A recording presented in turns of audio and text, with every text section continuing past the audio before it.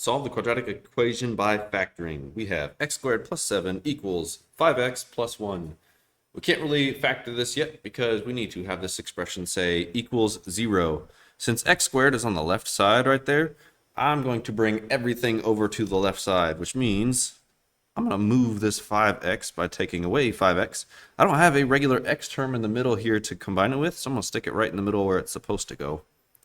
And then I'm also going to do a minus 1, and I can put that underneath the 7 because it has a constant term on that side.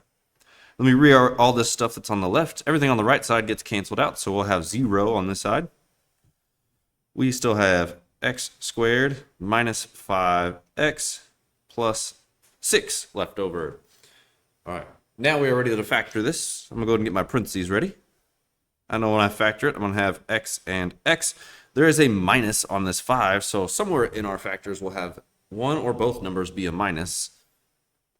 Let's figure that out by looking at the factors of 6. We got 1 and 6, and 2 and 3.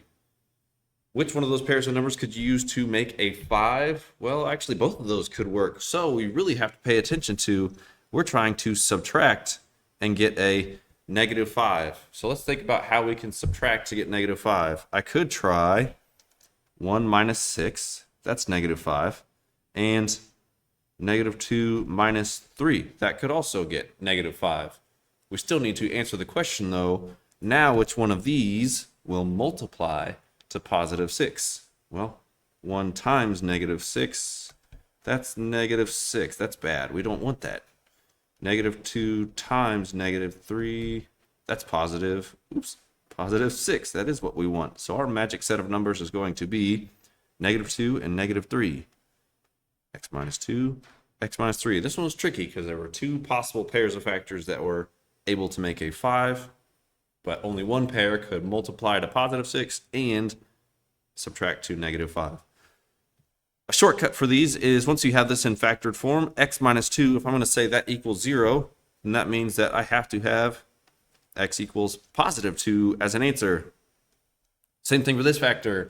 The solution for that factor is going to be its opposite, x equals positive 3. So we can shortcut our work a little bit right there. This equation is done.